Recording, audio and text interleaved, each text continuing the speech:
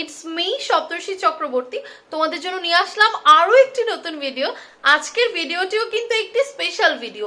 আসলে আমি একটু স্পেশাল দিনেই তোমাদের জন্য ব্লগ বানাতে পছন্দ করি। তো তোমরা গেস করতে থাকো আজকে কিসের ভিডিও। এখন আমি বেরোচ্ছি আর আমার ছোট বোন আমার সঙ্গে যাচ্ছে। আমরা যাচ্ছি কি কিনতে সেটা ভিডিওতেই দেখতে পাবে। তো চলো আমরা বের হই। আমি চুল খোলা রাখতে খুব একটা পছন্দ করি না, আমার মাও এটা অ্যালাউ করে না। আমি সবসময় চুলটাকে খোপা করে নিই কিংবা বেনি করে নিই রাতের বেলা বের হলে, তবে দিনের বেলা বের হলে মাঝে মধ্যে আমি চুলটা খুলেই বের হই। তো এখন চলো আমরা যাই। আমার হাজবেন্ডও কিন্তু আমার সাথে ঢাকাতে এসেছে, কিন্তু ও একটু টায়ার্ড আর ঘুমোচ্ছে বলে ওকে আর ডিস্টার্ব করিনি। আমি আমার ছোট বোনকে নিয়েই বেরিয়ে যাই আমার মায়ের জন্মদিনের জন্য কেক আনতে। তো আমাদের বাসার কাছাকাছি টেস্ট্রিটিতে চলে গেলাম, গিয়ে সেখানে সব কিছু একটু দেখছিলাম। তারপরে যে কেকটা পছন্দ হলো সেখানে নাম লিখিয়ে মার নিয়ে নিলাম। আমি জার্নি করেছি বলে খুব টায়ার্ড বলে আমার বোনই হাতে করে কেকটা নিয়ে যাচ্ছে। তো এই যে আমরা কেক নিয়ে নিলাম মার বার্থডের জন্য। এখন বাসায় যাচ্ছি, আজকে আমার মায়ের জন্মদিন, তাই জন্যই শুধু কোথা থেকে এসেছি সেটা ভিডিওতে বলবো। এই যে এখানে মা হচ্ছে চা করছে, অনেকদিন পর মায়ের হাতে চা খাবো। সেম সসপ্যানে আমার বাসায়ও চা হয়, মাই ইন্ডিয়া থেকে এনে দিয়েছে। এটাতে মা চা করছে, মানে অনেকদিন পর মায়ের হাতের চা খাবো, ভেবেই ভালো লাগছে। তো আমার হাজব্যান্ড ঘুম থেকে ওঠার পর চা খেয়ে নিয়েছি, সবাই মিলে একটু গল্প করছিলাম বলে সেই চা খাওয়ার সময়ের ক্লিপগুলো আর নেওয়া হয়নি। তারপর আবার বাইরেই চলে গেলাম আমরা আমাদের বাসার কাছাকাছি একটা রেস্টুরেন্টে। আমরা গিয়ে একটু বসলাম, একটু জুস খেলাম, কিন্তু জুস খাওয়ার কোনো ক্লিপসই নিতে আমার মনে নেই। এই যে আমরা চলে এসেছি মেরুলবাড্ডা ডিআইটি প্রজেক্টের শর্মা হাউসে। এটার খাবার দাবারের কোয়ালিটি মোটামুটি ভালোই আর প্রাইসটাও রিজনেবল। আমি কিন্তু উইদাউট মেকআপ বেরিয়ে গেছি, জাস্ট ময়শ্চারাইজার, একটুখানি কাজল আর লিপস্টিক দিয়ে। এখানে আমি আমার ছোট বোন আর আমার হাজবেন্ড মিলে কত গল্প কত কথা বলছিলাম। এই যে দেখো কি দুষ্টু, ওকে দেখলে মনে হয় খুবই ভদ্র শান্তশিষ্ট, কিন্তু আমাদের সাথে ও ভদ্র হলেও ভীষণ দুষ্টুমি করে। আর আমার বোন বলছে আমি নাকি ছাপড়ি ভিডিও বানাচ্ছি। আচ্ছা তোমরাই বলো আমার ভিডিওটা কোন দিক থেকে ছাপড়ি মনে হচ্ছে। তো আমরা এখানে বসে বসে কত ধরনের যে গল্প করছিলাম। আসলে প্রতিটা মেয়েই চায় তার হাজব্যান্ড তার ফ্যামিলির সঙ্গে এভাবেই মিলে থাকুক। আমার ছোটো বোন আর আমার হাজব্যান্ডের দুজনের যে ভাই বোনের মতো একটা খুনসুটিময় সম্পর্ক, এটা যেন সবসময় এরকমই থাকে। এই যে দেখো আমার হাজব্যান্ডের শার্টে আমার ব্যান্ড লাগিয়ে রেখেছে, আমার চুলটা একটু ভেজা ভেজা ছিল খুলে দিয়েছিলাম তাই।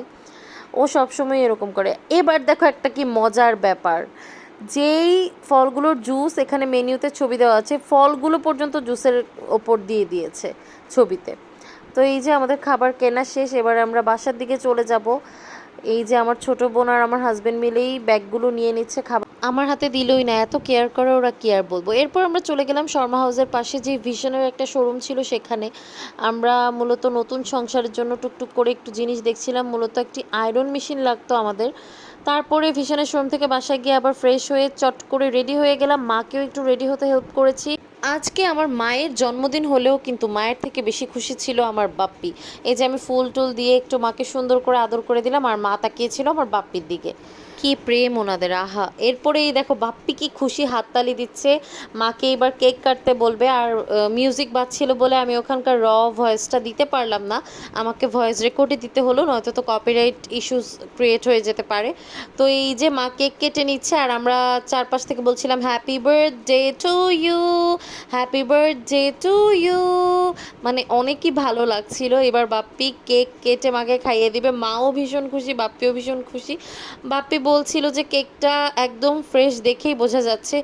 টেস্টিটের কেক আসলেই ভালো, কার কাছে কেমন লাগে জানি না, তবে আমাদের বাসার কাছে হওয়াতে আমরা এখান থেকে সবসময় কেক নেই, আমাদের কাছে ভালোই লাগে। আবার নিবা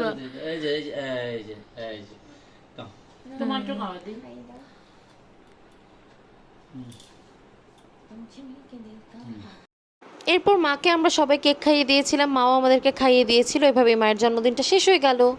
গাইস তোমাদেরকে একটা ব্যাপার দেখাই, আমরা দুর্গাপূজা, লক্ষ্মী পূজা, কালী পূজার পর এই প্রথম আসলাম তো ঢাকাতে, মানে আমার বাপের বাড়িতে। পূজায় মামার বাড়িতে ছিলাম, এরপর লক্ষ্মী পূজায় নিজের বাসায় ছিলাম, কালী পূজায় নিজের বাসায়ই ছিলাম। এবার আর জার্নি করিনি, খুব একটা কোথাও যাইনি। তো মায়ের জন্মদিনে আসলাম, আজকে হচ্ছে জন্মদিনের পরের দিন। দেখো মনে হচ্ছে কি আজকে দিরাগমন, মানে দিরাগমনে তো অনেক কিছু সাজিয়ে দিয়েছিল, তবে আজকে দেখো পুরো দিরাগমনের মতো করে দিয়েছে মা সব, সাথে একটা বিস্কিটও দিয়েছে। ওই যে আরেকজন খাওয়া শুরু করে দিয়েছে আমাকে না দিয়েই। তো এসব খাওয়ার পর একটু চা খেয়ে নিয়েছিলাম, তারপরে মা হচ্ছে পরোটা ভেজেছিল, আমার বোন আর মা মিলেই ভেজেছিল পরোটা। তো এই যে আমার বোন সবার জন্য ব্রেকফাস্টের জন্য প্লেটগুলো ধুয়ে সুন্দর করে মুছে নিচ্ছিল, তারপর সবাইকে একটা একটা দুটো দুটো তিনটে যে যতটা খায় আর কি তেমনভাবে পরোটা দিয়ে দিচ্ছিল। এত কাজ করে পড়াশোনার মাঝেও ও, আমি আসলে দেখলে সত্যি অবাক হয়ে যাই। তবে হ্যাঁ, এই গুণগুলো থাকা আসলেই ভালো প্রত্যেকটা মানুষেরই। তারপর মা বুটের ডাল করেছিল রান্না, এই বুটের ডাল দিয়ে পরোটাটা খেতে আমার খুবই ভালো লাগে, আর সাথে আমাদের জন্য ডিম ভাজা করে দিয়েছিল। তো ফ্রেন্ডের জন্য ওয়েট করছিলাম, কিন্তু ক্ষুধা পেয়ে যাওয়ায় ব্রেকফাস্ট করিনি। তারপর আমার ফ্রেন্ড আসে, ওর নাম হচ্ছে সাইম, আমার ভার্সিটি ফ্রেন্ড, আমাকে কিছু শিট আর বই দিতে এসেছিল। বল কি অনুভূতি? বন্ধু, আমি অনেক এক্সাইটেড তোর বাসায় ঘুম থেকে উঠবো, আসবো, তোর সাথে লাঞ্চ করবো বা ব্রেকফাস্ট করবো, কিন্তু ব্রেকফাস্ট হয় না, অনেক ঘুম ছিল। যাক, এখন ব্রেকফাস্ট করবি, পরে একসাথে লাঞ্চ।